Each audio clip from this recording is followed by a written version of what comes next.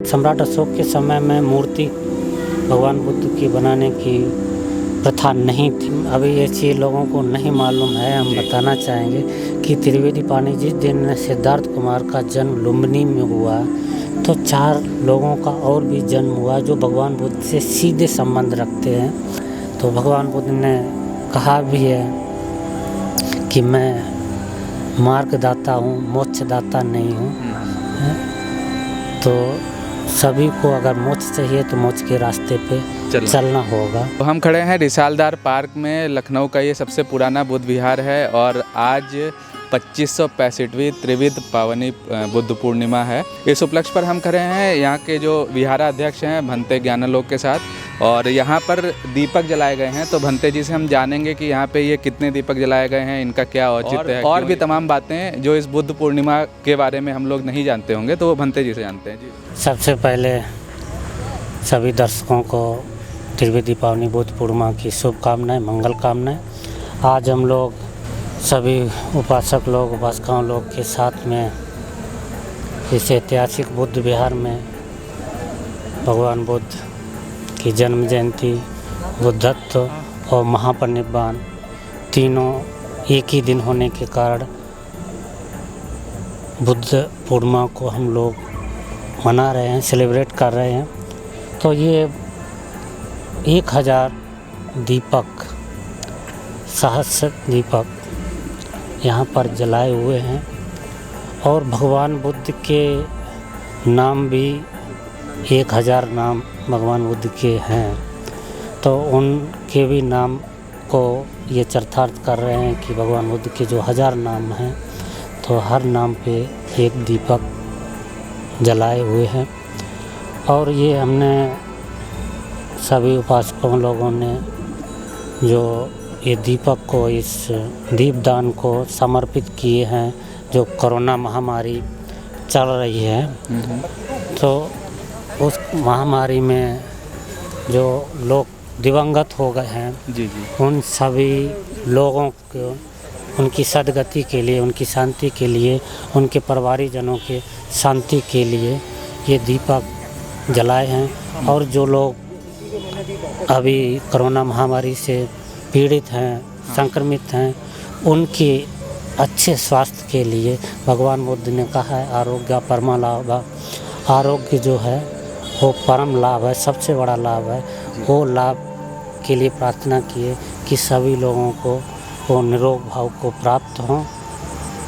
मंगल मैत्री भगवान बुद्ध ने जो ब्रह्म विहार बतलाए हैं, मैत्री, करुणा, मुदिता, उपेक्षा, तो बुद्धिज्म में ब्रह्म विहार का बहुत बड़ा स्थान है। और संसार में बिना ब्रह्म विहार के मानव सभ्यता चल ही नहीं सकती है। अगर प्राणी के अंदर मैत्री नहीं है, करुणा नहीं है, मुदिता नहीं है, तो प्राणी एक सभ्य प्राणी, एक आदर्श प्राणी कभी हो ही नहीं सकता है। मैत्री करुणा का भाव आप देखेंगे जानवरों में भी बहुत ही देखने को मिलता है कि वो लोग भी इतना लगाव करते हैं, एक दूसरे पर मैत्री करते हैं, करुणा करते हैं। मुदिता भी उनके सुख देख करके वो लोग भी प्रसन्नता जाहिर करते हैं। लखनऊ में आज के समय में लाखों की बौद्धों की जनसंख्या है। जी, तो उसका 10% भी, 5% भी आएगा तब भी ये छोटा स्थान है तो पूरा भरा हुआ ही दिखता है। बंते जी, मैं यहाँ देख पा रहा हूँ कि ये जो आपने दीपक जलाए हैं 1000, तो ये एक चक्र के फॉर्म में है। तो ये जो आर्य अष्टांगिक मार्ग जो होता है, ये जो 8 तीलियाँ हैं, इनके बारे में थोड़ा सा बताएं। तो भगवान बुद्ध का धर्म जो है 4 अरसत और अष्टांगिक मार्ग। अष्टांगिक मार्ग को है ना मध्यम मार्ग भी कहते हैं। और जब सम्राट अशोक ने शिलालेख, बुद्ध विहार, स्तूप बनाने का निर्माण कार्य शुरू किए, उन सब में इस तरीके के चिन्ह मिलते हैं। तो सम्राट अशोक के समय में मूर्ति भगवान बुद्ध की बनाने की प्रथा नहीं थी। तो उस समय भगवान बुद्ध के चरित्र को, उनके जीवन को, उनके दर्शन को दर्शाने के लिए इन्हीं चिन्हों का प्रयोग किया जाता था। अच्छा। तो जैसे भगवान बुद्ध का ज्ञान के अगर इंगित करना है तो बोधि वृक्ष का एक पत्ता बना देंगे, बोधि वृक्ष बना देंगे, तो वो बोध गया बुद्धत्व प्राप्ति स्थान को परिचय देता है। अगर 2 साल वृक्ष बना दिए, 2 वृक्ष बना दिए, तो वो महापरिनिर्वाण को इंगित करता है। धम्मचक्र 24 तीलियों वाला बना दिए तो भगवान बुद्ध का पहला उपदेश को इंगित करता है। 8 तीलियों वाला बनाए तो वो भगवान बुद्ध के मध्य मार्ग और अष्टांगिक मार्ग को वो सूचक है, उसको इंगित करता है। आप लोग देखेंगे जो हम लोग का राष्ट्रीय चिन्ह है, जी जी, और राष्ट्रीय चिन्ह में सिंह है, सिंह के नीचे 4 सिंह हैं, हाँ, चार उसके नीचे, हाँ, जानवर हैं। हाँ, जी जी, तो पहला हाथी है, जी जी, दूसरा बैल है, तीसरा शेर है और एक घोड़ा है। तो जो हाथी है चिन्ह, वो भगवान बुद्ध के जन्म को हाँ, प्रतीक है कि भगवान बुद्ध की माँ को जब स्वप्न आया था, एक सफ़ेद हाथी आकर के माता महामाया का परिक्रमा करके उनके गर्भ में प्रवेश कर दिया, तो उनके जन्म का प्रतीक है।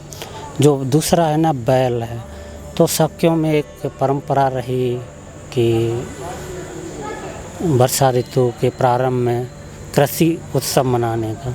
तो जो भगवान बुद्ध जब छोटे से थे तब उन्होंने पहला जो चमत्कार दिखलाया, तो वो कृषि उत्सव का समय चल रहा था। अच्छा अच्छा, तो उसी समय उन्होंने पहली बार आनापानसति का अभ्यास किया, और जो वो समय उनकी आनापानसति के अभ्यास करने समय पूरी वायुमंडल शांत हो गया, सभी लोग अचंभित हो गए।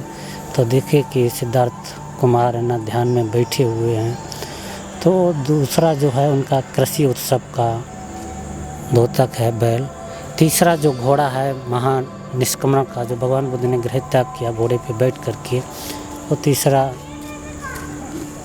महान निष्क्रमण का है। चौथा जो शेर है वो शाक्य सिंह ने जो सारनाथ के इस्पतन मृगदाय में पहला धम्मचक्र उपदेश दिया, जो सिंह गर्जना किए, वो धम्मचक्र प्रवर्तन का प्रतीक है। तो ये चारों प्रतीक है ना जन्म के, कृषि उत्सव के, महान स्मरण के और धम्मचक्र प्रवर्तन के, तो ये चिन्ह के रूप में मिलते हैं। जी। बंते जी, इस वक्त कोरोना महामारी चल रही है, जैसे कोरोना महामारी जल्दी से जल्दी ख़त्म हो, तो इसके लिए हम लोग क्या कर सकते हैं, और भगवान बुद्ध द्वारा इसके लिए क्या कुछ कहा गया है? जो महामारियाँ आती हैं, जैसे जो महामारियाँ आती हैं, तो इसमें सबसे पहले जो महत्वपूर्ण जो रोल है लोगों का, अपने आचरण को परिशुद्ध रखना, शीलवान होना, आचरण को परिशुद्ध रखना। दूसरे नंबर पे है ना मैत्री भाव को है ना अपने मन में बनाए रखना। तीसरा जो है एक फेथ जो है, मैत्री का ही अंग भी है, श्रद्धा भाव है ना, जिसके अंदर मैत्री है उसी के अंदर श्रद्धा भाव भी देखने को मिलेगा, और जिसके अंदर श्रद्धा भाव है उनके अंदर मैत्री भी, ये आपस में एक दूसरे के पूरक हैं। तो ये चीज़ें होना ज़रूरी हैं। जब तक श्रद्धा नहीं होती है तब तक कोई भी टीचिंग हो उसका कोई प्रभाव नहीं हो सकता है, क्योंकि श्रद्धा नहीं है। यहाँ तक कि है ना आप एलोपैथी की दवाई में भी अगर आपको फेथ नहीं है, डॉक्टर पर विश्वास नहीं है, तो दवाई है ना वो भी अपना असर जो है ना कई गुना कम करती है। तो हमको है ना पॉजिटिव हो करके, फेथफुली हो करके हर चीज़ काम करते हैं। जो भी हम लोग काम करें अगर श्रद्धापूर्वक करते हैं, फेथफुली करते हैं, वो काम में ना अपनी निपुणता को प्राप्त होता है। तो ऐसे ही भगवान बुद्ध के समय में भी वैशाली में महामारी का प्रकोप फैला था, हजारों लोग मर रहे थे, पीड़ित हो रहे थे। तो उस समय भगवान बुद्ध ने रतन सूत्र की देशना की कि जाकर के पूरे नगर में इस सूत्र का पाठ कीजिए, और जो पानी है, परितान जल है, वो पूरे नगर में छिड़किए। तो नगर में सभी भिक्षु लोग किए, और भगवान बुद्ध का उस समय उस वैशाली में बहुत ही बड़ा प्रभाव था कि मेजॉरिटी संख्या में भगवान बुद्ध के मानने वाले लोग थे, तो उन्होंने पूरी निष्ठा, पूरी श्रद्धा से भगवान बुद्ध के वचनों को सिरोधार किए, उसका पालन किए और रतन सूत्र को सुना, सभी लोगों ने पाठ किया जिसके तेज से। और रतन सूत्र में बुद्ध, धम्म, संघ इन तीनों के गुणों की प्रशंसा की है। और किसी के गुणों से जो ऊर्जा मिलती है वो बिना श्रद्धा के ऊर्जा को प्राप्त कोई नहीं कर सकता है। तो उस ऊर्जा को प्राप्त करने के लिए श्रद्धावान होना बहुत ज़रूरी है। आज भी लोग जो श्रद्धावान लोग हैं पूरी कॉन्फिडेंस से है ना भगवान बुद्ध की टीचिंग को सुनते हैं। एक ऐसा ही एक उदाहरण है, मलेशिया में पूज्य भिक्षु केसरी धम्मानंद जी, उन्होंने अपने जीवन काल की घटना अपनी देशना में बताया कि Pali text society London T V Rhys Davis उन्होंने पाली सोसाइटी की स्थापना की लंदन में और बौद्ध साहित्य को अंग्रेजी में ट्रांसलेशन करके प्रकाशन किया। तो जो पहले वो लोग व्यक्ति थे कि जो बौद्ध साहित्य को अंतर्राष्ट्रीय भाषा में अंतर्राष्ट्रीय मंचों पे लाने का कार्य किए। तो एक समय वो बीमार हुए तो उन्होंने बहुत श्रद्धा से भिक्षुओं को आमंत्रित किया, उसमें पूज्य केसरी धम्मानंद जी भी गए थे। तो उन्होंने जैसे ही सूत्र पाठ किया, भिक्षु संघ ने पाठ किया और वो उनका रोग जो है ना तत्काल ही शांत होना शुरू हो गया। तो ये कॉन्फिडेंस से जितनी है तो ऐसे सूत्र और भी हैं, भुजंग सूत्र हैं। तो एक बार भगवान बुद्ध स्वयं पीड़ित हुए तो भगवान बुद्ध ने भिक्षु को बुलाया, कहा कि भुजंग सूत्र पाठ कीजिए। तो भिक्षु ने भुजंग सूत्र पाठ किया, भगवान बुद्ध ठीक हो गए। मोगललान बनते जी जो भगवान बुद्ध के अग्र श्रावक हैं वो बीमार हुए तो भगवान बुद्ध ने स्वयं भुजंग सूत्र का पाठ किए। सारपुत्र बीमार हुए तो भगवान बुद्ध ने भुजंग सूत्र का पाठ किए। तो वो कॉन्फिडेंस उनके लोगों के अंदर पूर्ण निष्ठा, पूर्ण श्रद्धा थी। उन्होंने सुना भगवान के वचनों को और उनकी वेदना जो है तत्काल कम होने लगी है। वैसे भी आप लोग ना अगर इन सूत्रों को श्रद्धा भाव से पढ़ेंगे तो आपको है ना तत्काल ही वो पढ़ते पढ़ते आपके मन में है ना शांति की अनुभूति होने लगी है। जब अभ्यास करना शुरू करेंगे तो उसका परिणाम जो है वो अनुभूति करने वाला ही अनुभव कर सकता है, बताना मुश्किल काम है। तो भगवान बुद्ध ने कहा भी है कि मैं मार्गदाता हूँ, मोक्षदाता नहीं हूँ। तो सभी को अगर मोक्ष चाहिए तो मोक्ष के रास्ते पे चलना होगा। जी आज त्रिविध पावनी पूर्णिमा है, तो हर पूर्णिमा का एक अपना अलग महत्व होता है बुद्धिज़्म में। तो जो त्रिविध पावनी पूर्णिमा है उसको तो हम लोग यही जानते हैं, जैसे कि आपने 3 चीज़ें बताई भगवान बुद्ध के जीवन में जो हुई थी। क्या इसका और भी कुछ महत्व है इस पूर्णिमा का? अभी ये चीज़ लोगों को नहीं मालूम है, हम बताना चाहेंगे कि त्रिवेदी पावनी जिस दिन सिद्धार्थ कुमार का जन्म लुम्बिनी में हुआ तो 4 लोगों का और भी जन्म हुआ जो भगवान बुद्ध से सीधे संबंध रखते हैं।